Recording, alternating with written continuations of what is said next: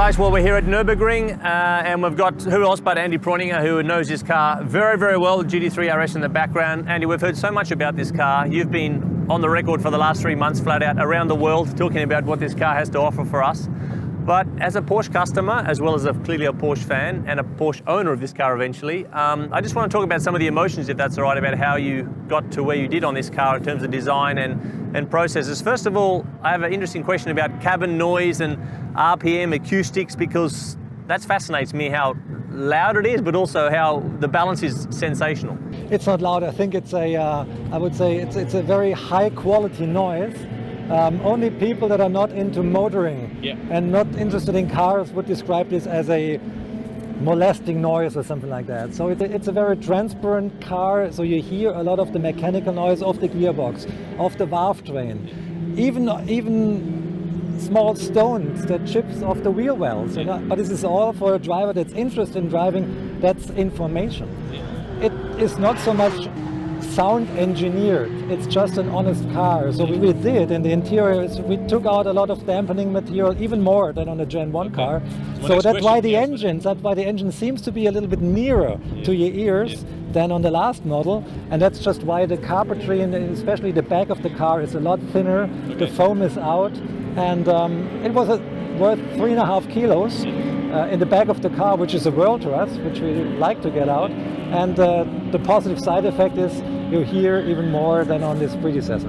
Yeah, well, I like that. That's something which I would definitely tick the box for. Right. The torque of this new engine, let's have a quick talk about that. I mean, pardon the pun, torque, we're going to talk about it. But in terms of, I love the turbo engine in terms of the GT2 Turbo S's. It packs a punch. I love the turbo engines, but the normally aspirated, I think the Gen 1, it was nice, but I wanted that extra torque. How do we achieve that and get that emotion? So the envelope of the engine for me now is sensational, this engine. This is definitely true. So there's more than one factor. There's some factors contributing to that. First, it's not just a revised engine of the Gen 1 with 20 horsepower more, like you would expect in a Generation 2 or in a facelift, as it was called. It's a whole new engine. I mean, it's the same base engine that we introduced about 12 months ago on the GT3, but it's a big step up from the Gen 1 because we got a bigger crankshaft, so the main diameter of the bearings is a lot bigger. We got a different oil sump system in the car. We got a different valve train. We use a rigid valve train, so we don't have any more hydraulical valve adjusters that offer resistance. And in the old engine, we pumped like 120 liters of oil in a minute. On that car, only 70 is necessary. Wow. So the work the pump has to do is a lot less, and you can use all this power to get it to the wheel and have fun with it. That's one part. The crankshaft is cross-drilled, so all the bearings of the conrods are directly fed. So that's why everything works a little bit more efficient in that engine. And the overall result is an engine that revs higher, revs more explosively, and offers more torque. And that's what you feel as a driver, especially not under full throttle, but under part throttle as well. And normally you're always mostly on part throttle, and that's where this engine really shines. Yeah. 2 more questions. I want to talk about the brakes and the NACA. So we got the NACA system, which was born out on the GT2 RS, right? It's beautiful cooling for the front brake inertia and all the loads we have in the brake system now, right? Yeah. So very proud on these NACAs. I mean, like many small brothers, they're stealing off the shelf their big brother. So that was the case here too. It was taken from the 2 RS, and these NACAs, they have a great advantage. We say it's a win-win-win situation, because the temperatures, the cooling temperatures, or the air is so cool, it is a more efficient cooling stream that goes directly to the brakes, because it goes through the body in white and ends directly at the caliper and at the rotor, and you get very clean, very cold air directly on the brake. On the Gen 1 cars without NACA, we had some shovels on the lower arms that vented the air up.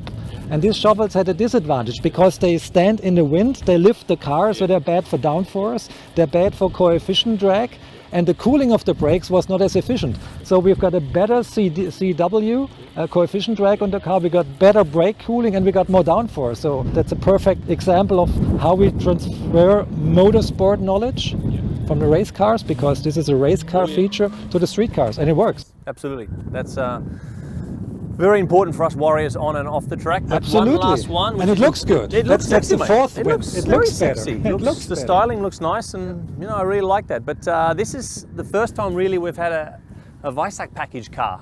So the Weissach package was introduced first in the 918, which was a motorsport project as well. And we thought, okay, it was so successful, we should do something similar on the 2 RS as well. And so we invented these parts in synchronicity with the GT2 RS development, and they consist of the carbon fiber hood, which is carbon fiber as well on a standard car, but it's painted. So this clear coat here is a little bit lighter than the painted car. It's a little bit more obvious and a little bit more racy. And then we go on to the roof, which is carbon fiber as well. And it's a very special carbon fiber because on a Gen 1 car and on the standard car we have a magnesium sheet roof, which is in itself not lighter than a normal carbon fiber roof. But this one is a new development with only 2.5 layers and a special clear coat, which is even lower weight than the magnesium roof by about 400 grams. And the rear spoiler is the third part of this visible carbon fiber program. It's 800 grams lighter than the painted version, which is carbon fiber as well, but as well here's a lightweight paint involved. So, and it gives a, let's say, a very, very credible carbon touch to the car. In the interior we have a titanium roll cage, which brings the weight in comparison to a steel cage down by about 10 kilos, 9.5 kilos. Big chunk of metal, and it's in the back of the car. And it's as safe and as durable as the steel version as well. So a great leap for searching weight in the interior as well. And let's not forget about the wheels, because on that car we have these magnesium wheels, which are beautiful. They're not supposed to be beautiful because this is the most lightweight design you can have, because this is the motorsport design, and motorsport design is not motorsport wheels do not look like that because they like to be beautiful, because it's just the best compromise between rigidity, structural rigidity, and weight. And they're made from magnesium, and you save 11.5 kilos in comparison to the already very light aluminum wheels that come stock with the car. So we have a weight advantage overall about 27 or 28 kilos if you compare to the standard car, which is quite substantial, which you can feel. It's a big chunk. Yeah, absolutely. Well, that's why it's very, very popular, so almost everybody opts for the Weissach package. So in the moment we have problems of getting out the parts in the quantity that we need them. So we are a little bit overwhelmed with the success of this package.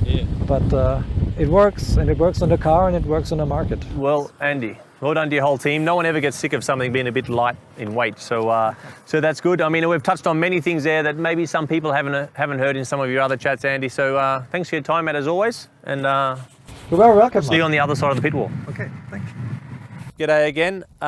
It's a good day because we're in the Mediterranean ring. This is beautiful sunshine in Nürburgring. It's always sunny here, we know that, and we've got matching colours, if you like, bright yellow. So we're going to take it for a run around the track, the GT3 RS. I've given you a little walk around before at Zuffenhausen, but now it's time to get the blood going and put it in anger and show you what this new rocket ship can do for us. This place has great memories for me. I won my first Grand Prix here in Nürburgring back in 2009, so beautiful memories, and it's nice to be back here with Porsche in this new little rocket ship.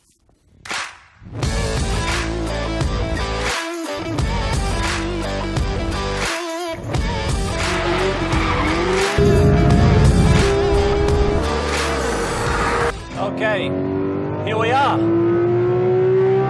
Listen to that engine.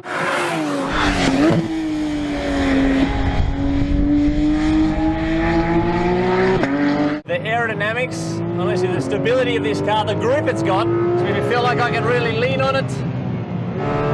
The sensational balance. The car has incredible stability in the high-speed corners, gives me a lot of confidence to commit. The G-forces you can pull with this car in high-speed corners is insane. And I think that the cameraman is struggling a little bit. But he's having a good ride. He's hanging in there. Fantastic braking. I mean, with the new knackers as well, we have many, many laps you can drive on the limit because of the brake cooling system. Same as the GT2. different to the GT3 RS Gen 1. So good that the front brakes can remain cool under such heavy load. First time I've had it on a racing track too, so very happy. Done a lot of road driving, but no work on the racetrack. Look at the turn in. So nimble, very stable in the high speed too. You can do this all day. I love this car.